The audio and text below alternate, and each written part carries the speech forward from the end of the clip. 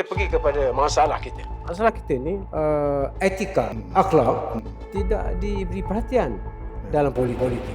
Buat siapa sahaja boleh jadi ahli politik. There's no ethics in politics. Segala kemurakan, kebejatan akhlak di kalangan politik hanya untuk institusi.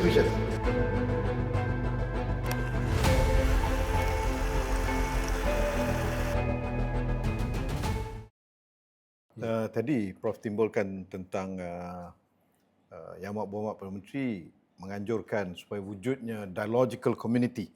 Saya teringat ketika terletusnya perang Amerika-Israel ke atas Iran, Yang Amat Berhormat Perdana Menteri mengambil langkah yang proaktif berhubung dengan semua pihak yang terlibat untuk memastikan perang dihentikan.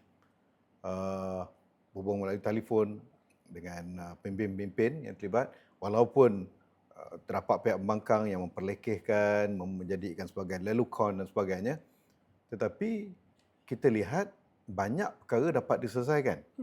Dan saya teringat lagi Singapura, Menteri Luarnya Vivian, asalnya kata, tidak mau berunding, tidak mau berhubung dengan pihak pengganas. Tetapi beberapa hari yang lepas, beliau telah ubah pendirian. Dia kata, kita perlu berhubung, perlu negotiate dengan semua pihak. Kan?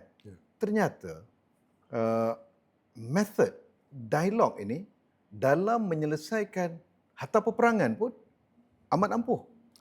Sebab saya teringat, Sun Tzu, di dalam Art of War, kan sebut, kalau peperangan yang, kemenangan sebenar ialah kemenangan dalam perang tanpa perang.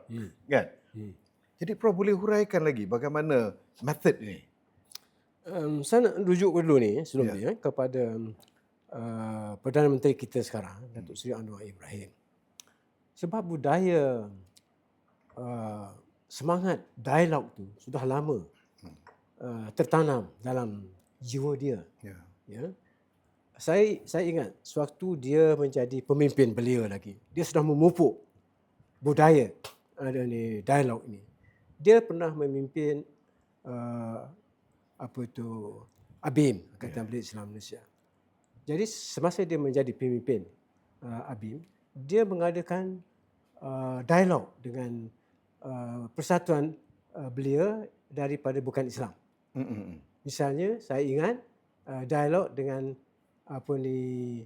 persatuan belia Buddhis di Pulau Pinang. Ya, saya pernah mengikuti program itu. Itu satu contoh. Ini zaman 60-an lagi ni? Ya, ini 70-an. 70-an lagi. Ya. 70-an lagi ni. Jadi satu contoh. Maknanya dia bukan hanya memikirkan tentang belia-belia Islam, tetapi juga tentang masalah belia-belia bukan Islam, dan dia adakan dialog. Begitu juga dengan Hindu Bell, belia Hindu. Jadi bila dia menjadi Presiden MBM, Majlis Belia Malaysia, yang terdiri daripada pelbagai kaum, dia sudah mengamalkan untuk semangat dialog ini. Kemudian bila dia menjadi pemimpin belia di peringkat antara dunia, WAMI semua tu, WAY juga. Jadi itu dia makna yang dia tunjukkan itu apa dia? Pendekatan dialog sebaik-baiknya untuk menyelesaikan ini masalah. Ya. Jadi saya lihat apa yang dia anjurkan itu sesuatu yang memang bukan cukup penting, tetapi maknanya memang boleh kita laksanakan, insya-Allah. Ya. Dan hatta di peringkat antarabangsa. Ya, dan dalam menyelesaikan konflik dan juga peperangan itu. Betul. Ya. Jadi misalnya sekarang kita ada di peringkat antara dua negara, iaitu Malaysia dan negara China. Islam, Confucianism, Civil Relational Dialogue. Dan sekarang dialog dia bukan hanya di peringkat kebangsaan, tetapi di peringkat global. Pemimpin dua negara ini nak jadikan dialog itu sebagai asas untuk menyusun balik kembali global order dunia. Ya. Ini satu yang cukup penting. Kita bayangkan, ya, pengikut Islam, pengikut Confucianism, lebih kurang 40% penduduk dunia.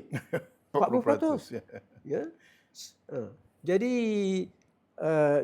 dan presidensi dan Perdana Menteri memang mahukan Islam dan Confucianism ini yang dari segi sejarahnya memang mempunyai khazanah idea untuk menyusun dunia order baru ni berdasarkan etika global.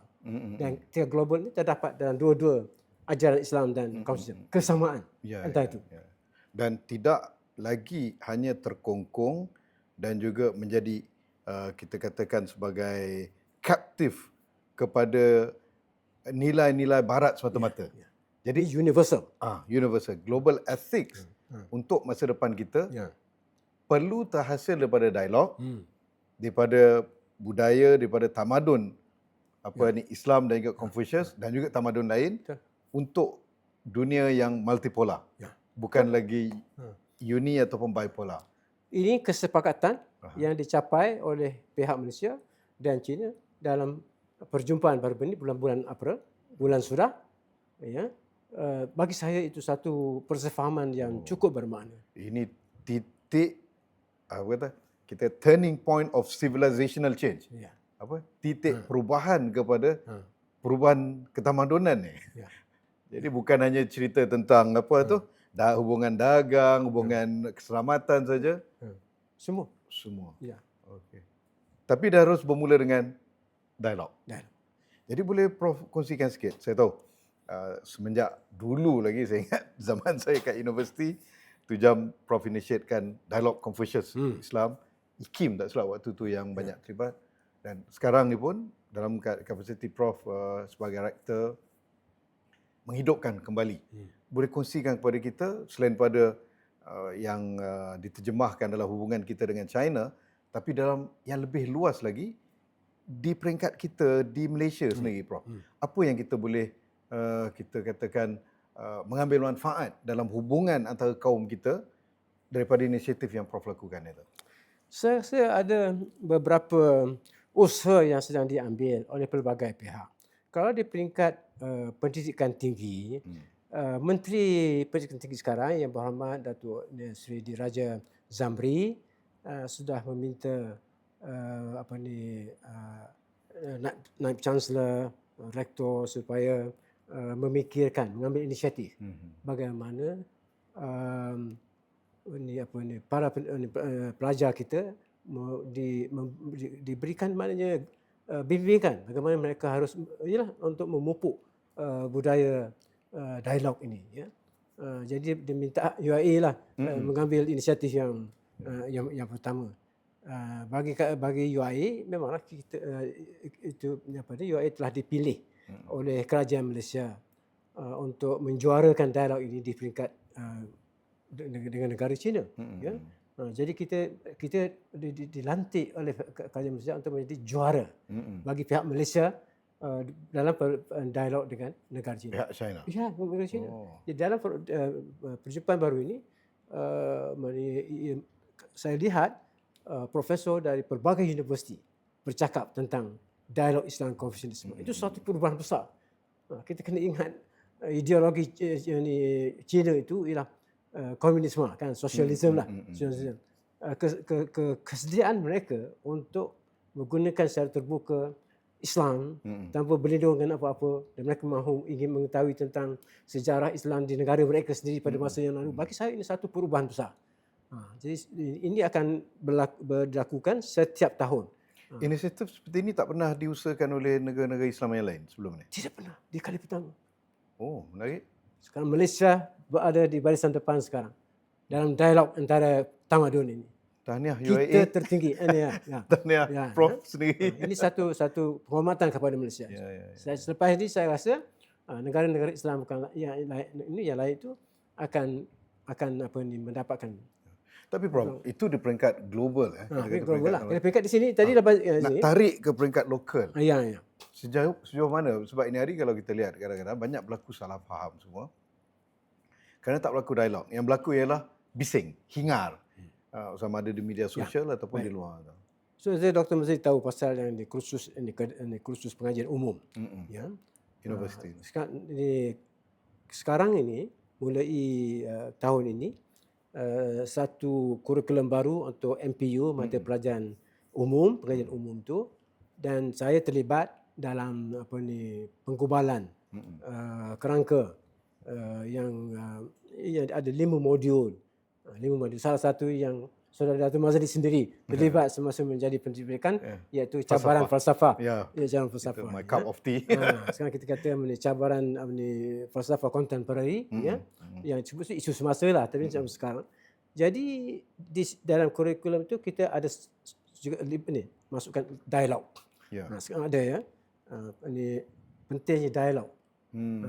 Sebagai satu budaya barulah dan yang dapat menyatukan rakyat di Indonesia. Jika itu di peringkat pengajian tinggi, Prof, tinggi. bagaimana di peringkat bawah pula? Di peringkat sekolah dan juga di peringkat masa.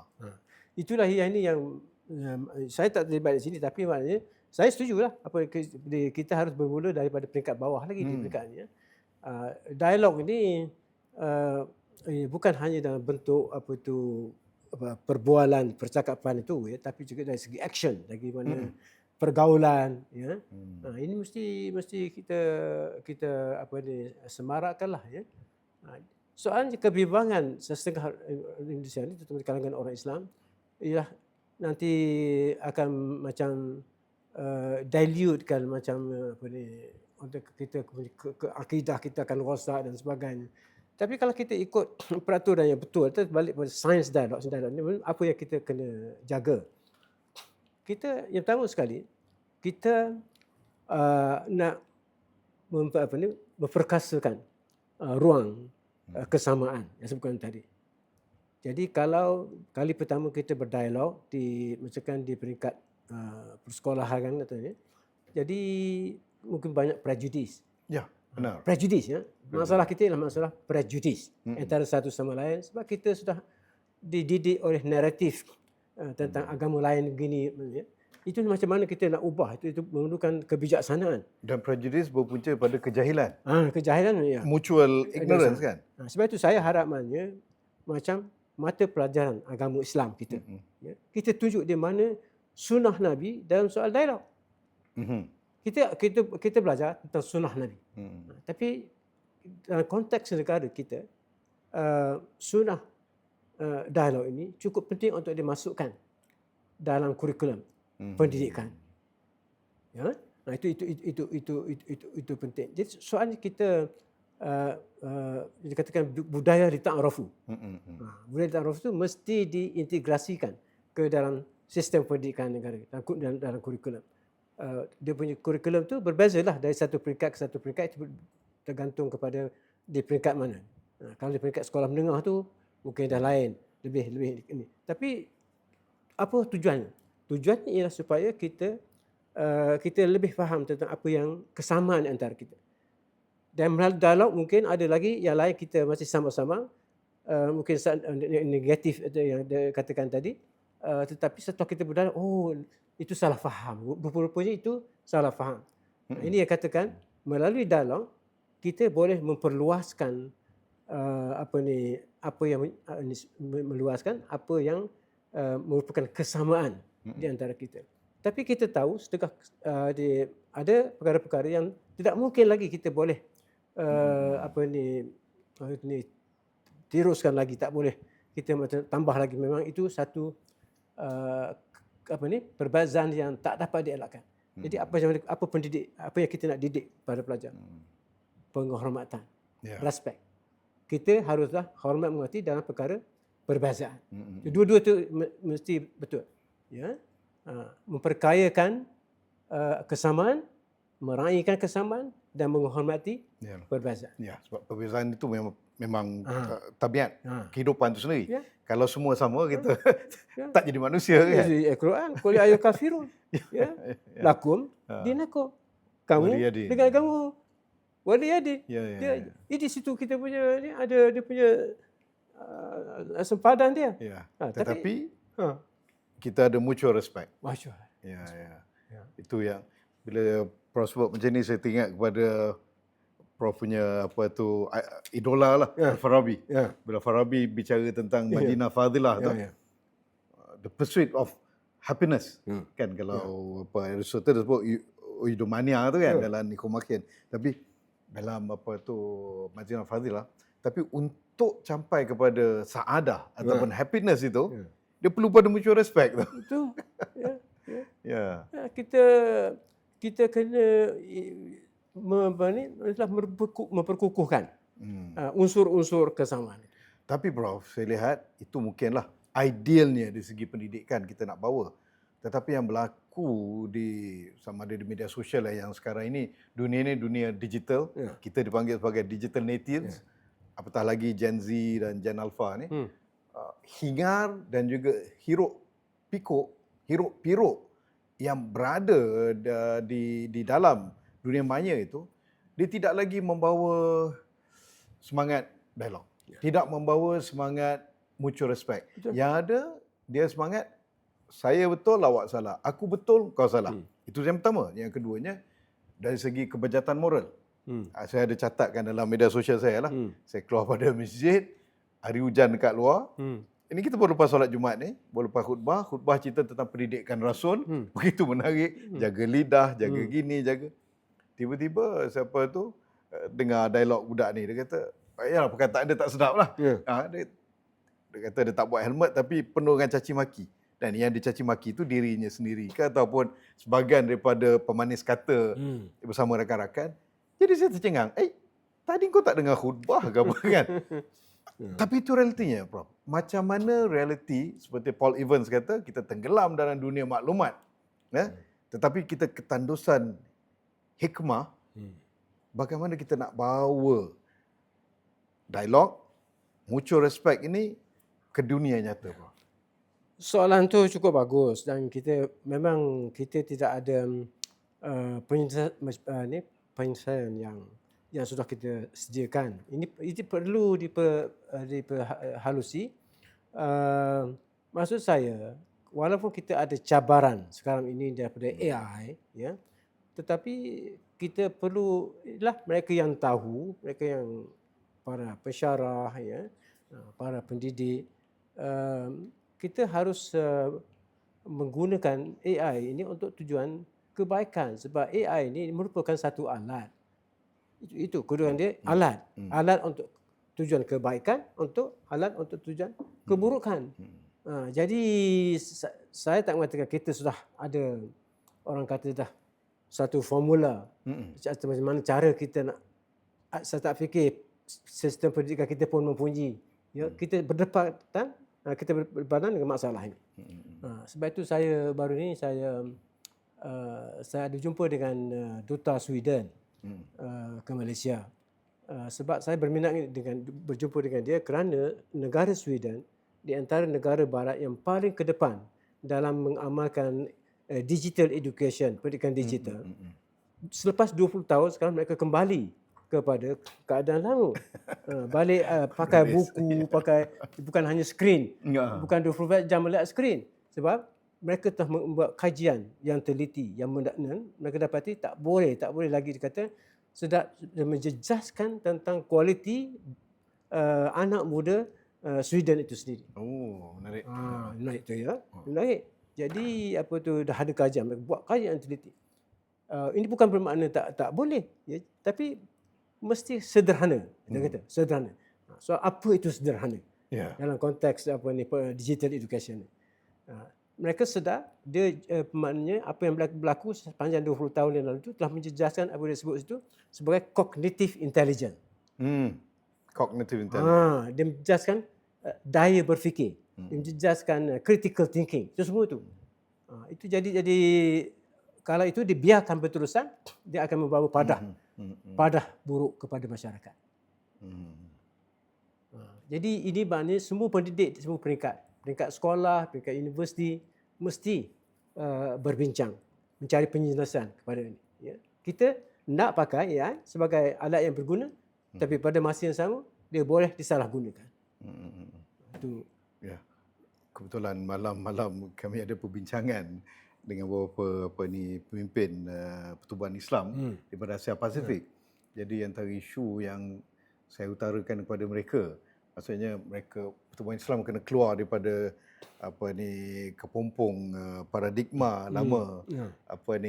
diskurs ataupun naratif dakwah mereka kepada satu yang lebih besar, AI yang Prof sebutkan. Dan bila sebut AI ni, rupanya Prof, dekat back end AI tu, AI ni tidak free. Ia dikawal dan dicorakkan. Algoritma juga dia tidak free, itu dicorakkan. Siapa yang mencorakkan itu di Silicon Valley. Kan? Jadi pentingnya kita untuk mewujudkan Kita punya sendiri. kita punya basic. Ya. Ya. Ya, Malaysia tidak ada pilihan. Mesti memperjuangkan AI yang tertakluk kepada nilai-nilai hidup. Etika pengeluaran AI, etika penyebaran AI, etika berkaitan dengan penggunaan AI. Yang ada disebut dalam buku terbaru saya yang Prof. Ya, Wei itu. perkatakan. Ya. Betul. Itu cukup penting. Cukup penting isu itu. Okey Prof. Ini satu perkara lagi. Agak dia luar sikit. Bagaimana Prof tengok, kita kembali pada isu dialog lah. Dari segi politik kita pada hari ini. Sejauh mana budaya dialog ini wujud bukan sekadar daripada kalangan ahli politik tetapi juga atmosfera politik kita. Boleh Prof kongsi? Sedih, saya berasa sedih sekali, maknanya budaya politik, budaya perbezaan pendapat di kalangan orang-orang politik yang tidak sejajar, yang tidak selaras dengan ajaran Islam. Islam menghormati perbezaan pendapat. Kita tahu je kekhilaf ini pendapat. Jadi ini perlu diselesaikanlah. Ini pentingnya budaya dialog ini. Salah satu area kawasan di mana kita nak selesaikan masalah ini ialah supaya pemimpin-pemimpin politik berpegang kepada konsep perbezaan dalam perbezaan pendapat, dan balik sebenarnya kepada semangat dialog itu. Kita nak menyatukan. Kalau kita merujuk kepada ayat dalam Quran di mana Allah menyuruh Nabi mengajak yang bukan Islam, Ahlul Kitab, kan, kepada kesamaan. Begitu jugalah di dalam bidang politik. Jadi terutamanya ketua-ketua, pemimpin-pemimpin politik, tak kira apa parti, mesti ada dialog. Dialog berhubung dengan macam mana kita nak mengamalkan demokrasi, sistem demokrasi dalam konteks negara kita yang berbilang kaum, berbilang agama. Ini mesti ada penggeraklah. Masalah kita sekarang, siapa yang nak menggerakkan itu? Saya nampak ada, sudah tentulah macam kalau kita katakan di kalangan, oleh kerana dalam negara kita, raja itu maknanya sebagai ketua agama dan juga ketua perlembagaan peringkat pusat dan juga di peringkat negeri sebenarnya. Jadi itu satu pihak. Satu pihak yang boleh. Tapi mestilah ada seorang dua yang mungkin menyarankan. Yang kedua ialah para ilmuwan. Ni di luar orang politik itu sendiri. Dia sebab nak jawab persoalan politik ni, dia tak boleh selesai dalam politik saja. Dia mesti melibatkan yang lain juga. Beyond politik. Ya, utamanya ketua agama. Ya. Ulama sepatutnya. Ulama, sebab Nabi Muhammad SAW mengatakan ada dua kumpulan dalam masyarakat. Ya, kalau dua kumpulan ini baik, maka baiklah masyarakat. Kalau dua ini berharmoni antara mereka, baiklah masyarakat. Tapi kalau mereka bergaduh, punah masyarakat. Ya. Jadi itu maknanya peranan ulama untuk membawa perubahan budaya politik ni yang baik. Tapi kalau ulama tu sendiri sebahagian daripada politik yang bobrok tu macam mana? Itulah maksud saya menggunakan perkataan ulama di sini, Dr. Mazli, yang difahamkan dalam Islam itu bukan orang itu ulama kerana mendapat gelaran itu menurut convention Itu bukan itu, tapi maknanya yang mempunyai ilmu, para ilmuwan lah. Ilmuwan. Lebih tepat sebab dia kutip ulama tu setengah orang fikir dah ada baggage ulama tu. Tapi saya maksud ulama yang dimaksudkan dalam Quran, mereka yang mempunyai ilmu. Ini ulama yang ni, ulama yang mempunyai ilmu yang harus maknanya menyelesaikan lah. Dan bila sebut ulama ni Prof, saya teringatkan Imam Al-Ghazali bila sebut kalau ilmu tanpa amal tidak guna, amal yang tidak bermanfaat pun tidak berguna juga. Dan bila ilmu datang bersama akhlak, teringat juga kepada Rosenthal, kan? Prof juga ada quote daripada Rosenthal. Bila disebutkan beza knowledge dengan ilm, dia kata knowledge is knowledge lah. Tapi bila ilm itu dia datang bersama amal dan juga moral, ethics. Jadi ini hari kalau kita lihat, ramai yang mengaku mereka ulama, tetapi itu tidak bersekali dengan etik, dengan moral. Diangkat pengikut mereka sebagai ulama, tetapi lidah mereka begitu jelek. Mereka punya perilaku dan sebagainya, dan dibenarkan dan disokong pula oleh pengikut. Sehingga orang keliru, adakah agama sebobrok dan... Tapi kalau kita pergi kepada masalah kita. Masalah kita ni, etika, akhlak tidak diberi perhatian dalam politik. Ya? Bayangkan, semua profession, jurutera, doktor, seni bina, semua tertakluk kepada etika. Ya? Ada etika profession masing-masing. Tapi bila sampai kepada politik, tidak ada. Siapa-siapa saja. Siapa saja boleh jadi ahli politik. Malah, betul. Jadi mereka tak tertakluk kepada etika itu. Apa yang dia fikir kebebasan sepenuhnya. Apa yang dia nak cakap, dia tak jaga etika. Jadi itu masalah praktikal yang kita hadapi. There is no ethics in politics. Ya. Jadi macam mana kita nak perbetulkan itu? Ya. Sudah tentu juga melalui satu pendidikan. Pendidikan kita tak ajar dia sepatutnya sekolah di peringkat universiti. Itu pun tak ada juga universiti. Maknanya kita cakap tentang Islamic economics dan sebagainya, tapi bila politik itu apakah nilai-nilai etika dalam politik?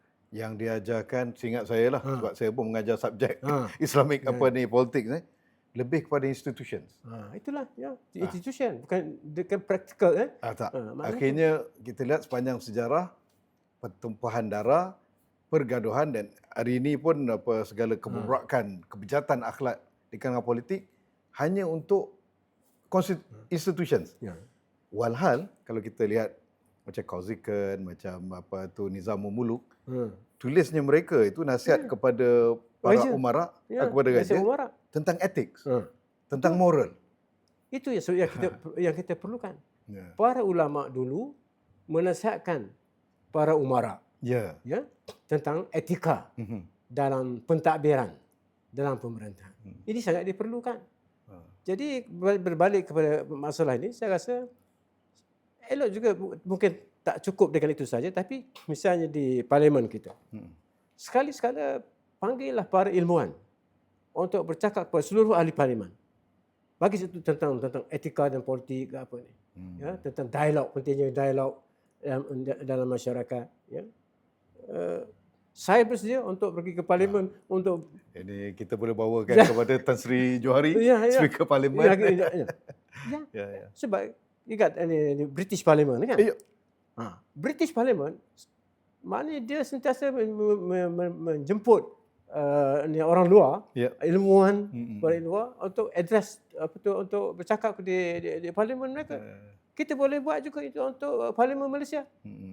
Bahkan ketika saya mengikut rombongan yang bawa Perdana Menteri ke Timor Leste, Parlimen Timor Leste memberi ruang kepada PM kita untuk sampaikan ni. Jadi saya rasa sesuatu yang tidak bertentangan dengan peraturan Dewan pun benda tu. Okey, kita boleh kata lakukan ini. Okey, kita minta Tan Sri Speaker boleh kan. Kita mulakan dengan Prof Osman dulu. Tak apa kita panggil daripada luar kan.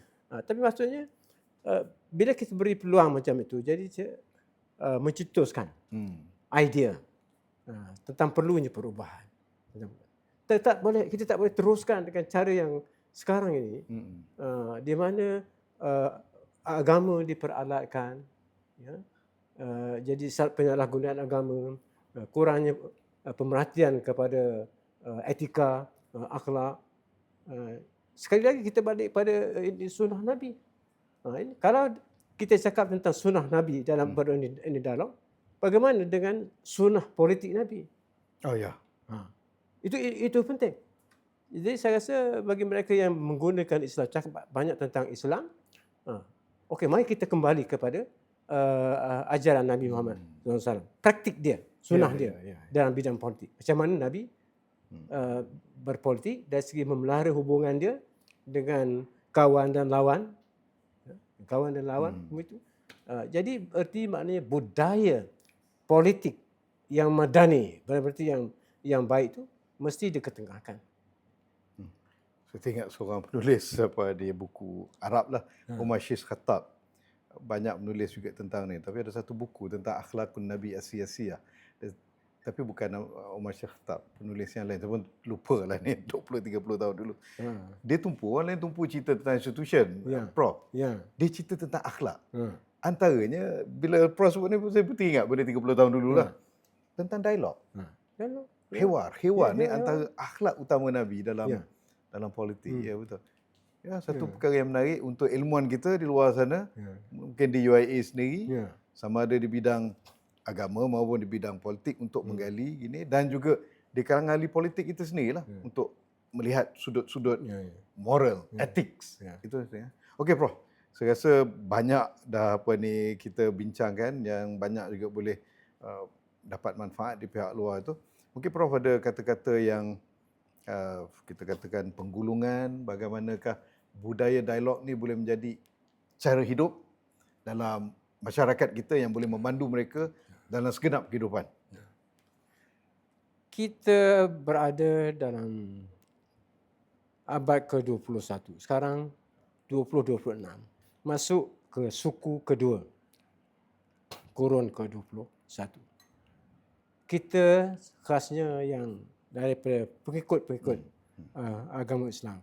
Kalau kita betul-betul nak melaksanakan ajaran Islam itu di peringkat ketamadunan, bermakna bahawa kita bercakap tentang tamadun manusia keseluruhannya, bukan hanya tamadun Malaysia, ya, atau seluruhnya. Kita bercakap tentang universal global civilization. Sebab itu mandat yang diberikan kepada agama Islam. Jadi kita harus menyuburkan budaya dialog ini. Bagi saya, salah satu legasi penting, warisan terpenting daripada sunnah Nabi itu ialah tentang contoh dan teladan dalam dialog. Di semua peringkat individu, peringkat kelompok, peringkat negara, ya. Ini salah satu unsur terpenting dalam tamadun ialah dialog. Termasuklah dialog politik, dialog agama, ya. Semua ini. Saya rasa Malaysia mempunyai potensi untuk muncul sebagai negara yang terbaik di dunia dalam mewujudkan budaya, ya. Sebab kita dalam sejarah kita sejak merdeka itu, kita telah melalui proses dialog ini. Cuma sekarang perlu diintegrasikan, disepadukan, ditambah unsur-unsur baru, ya. Tetapi yang saya nampak kita berpotensi, insya-Allah, ya. Tetapi ini untuk sampai kepada tahap itu, tahap untuk kita boleh menjelma muncul sebagai negara yang bersemangatkan dialog, kita perlu membuat perubahan pendekatan dalam pendidikan negara kita. Itu cukup pendidikan di semua peringkat, daripada peringkat sekolah rendah lagi, kita sudah mula memupuk unsur-unsur budaya dialog ini, ya. Itu pada pendapat saya lah. Okey, terima kasih Datuk, Prof. Demikianlah tadi perkongsian daripada tetamu kita. Terima kasih kepada Prof sekali lagi kerana sudi meluangkan waktu dan berkongsi ilmu kepada kita semua. Kepada yang menonton, terus bicara, jangan lupa like, follow, share, subscribe semua media sosial Channel 10. Kekal bersama Channel 10, harap dapat memberi perkongsian yang bermanfaat. Saya Dr. Mazli Malik. Terima kasih. Assalamualaikum warahmatullahi wabarakatuh.